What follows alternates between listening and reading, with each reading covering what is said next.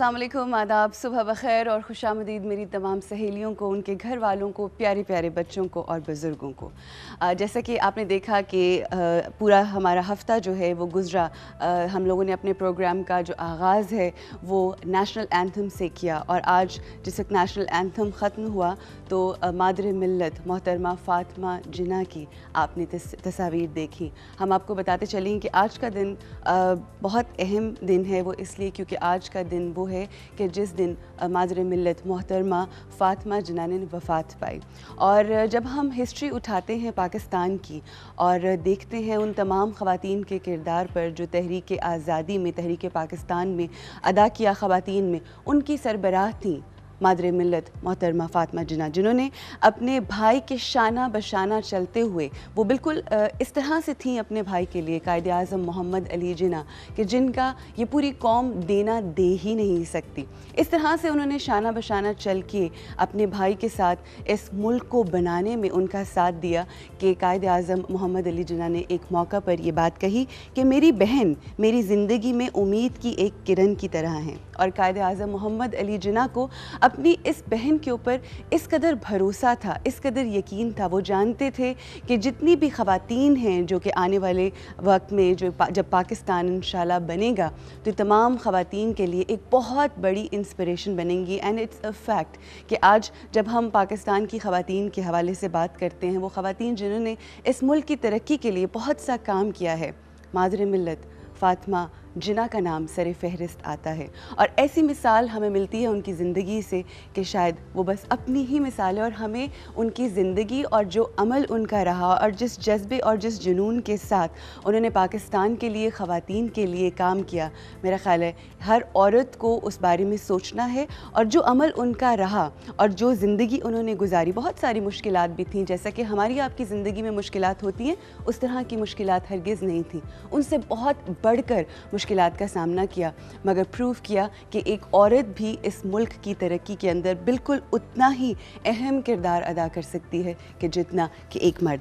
चंद उनके सेइंग्स हैं जो मैं आपके सामने ज़रूर पेश करना चाहूँगी, क्योंकि आप सब जानते हैं मेरा फोकस जो है वो हमेशा हमारे मुल्क की औरत रही है। वाई? बिकॉज़ ये औरत ही है जो मुल्क और कौम को संवारती है, ये औरत ही है जो अपने बच्चों को और उनकी तरबियत करके उनको निखारती है। और आज के बच्चे जो आज के जो तालीम हासिल कर रहे हैं, तालिब इल्म हैं, वो कल के मेमार हैं और जो ट्रेनिंग है वो सिर्फ़ और सिर्फ माँ देती है। और अगर माँ समझदार हो, अगर माँ में वो तमाम क्वालिटीज़ हों तो वो वक्त दूर नहीं है कि इंशाअल्लाह हमारा मुल्क, हमारी कौम बहुत ज़्यादा तरक्की करेगी। कुछ ऐसी सेइंग्स जो उनकी ज़िंदगी का हिस्सा रही और हमेशा उनकी ज़ुबान पे रही, वो आपके सामने ज़रूर शेयर करना चाहूँगी। मादर मिल्लत फ़ातिमा जिन्ना हमेशा फरमाती थी कि बुज़दिल बार बार मरते हैं और बहादुर को सिर्फ एक बार मौत आती है। और ऐसी बातें जो वाकई वक्त और हालात ने बार बार प्रूव की हैं। इसके अलावा एक और सेइंग, जब तक हर शख्स अपने फ़रीज़ा को अदा करने का अज़्म ना करे, कौम कभी तरक्की नहीं कर सकती।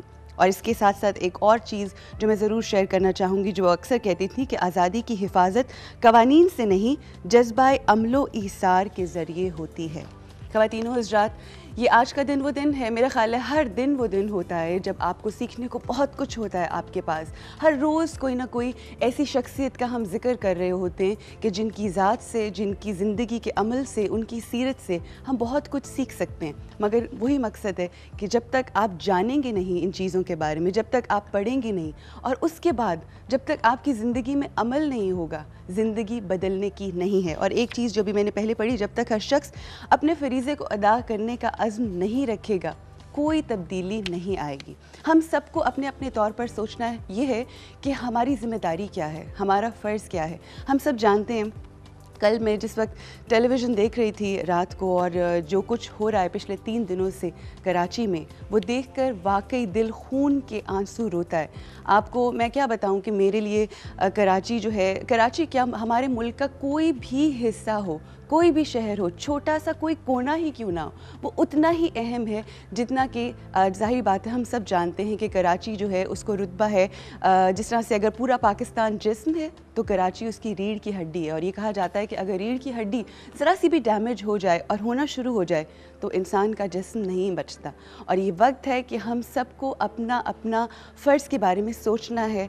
और आप लोगों को जब तक हम अमल नहीं करेंगे, और इसलिए क्योंकि हमारे जो अरबाब इख्तियार हैं और इक़्तिदार आला हैं वो तो वेकेशन से या जो भी उनके ट्रिप्स हैं उनसे उनको फ़रागत नहीं हो रही। उन्होंने क्या आना है यहाँ पे और क्या किसी का हाथ बटाना। मेरा ख़्याल है कि हम सब लोगों को ये सोचने की ज़रूरत है before we take any decision for our own self for this country कि आपका सरबराह कौन होना चाहिए। और आप लोगों से बस एक बात ही कहना चाहूँगी कि कुरान पाक में भी ये बात बार बार आई है कि जिस तरह की कौम होती है, जिस तरह के लोग होते हैं, बिल्कुल उस तरह का सरबराह हमारे सर पर आकर बैठ जाता है।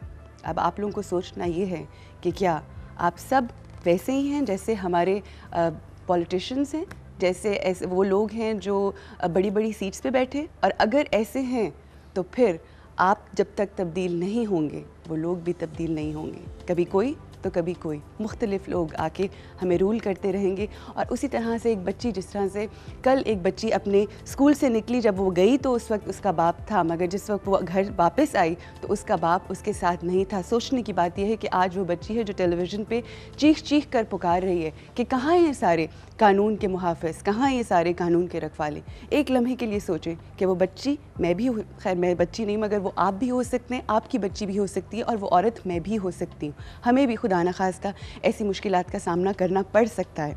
तो ये बातें हैं सोचने की, और जब तक अमल में तब्दीली नहीं आएगी कुछ नहीं बदलेगा। It's about time to change your mind, and it's about time to take some really serious steps. Here we have to take a short break. Break के बाद जब वापस आएंगे तो प्रोग्राम को आगे बढ़ाएंगे।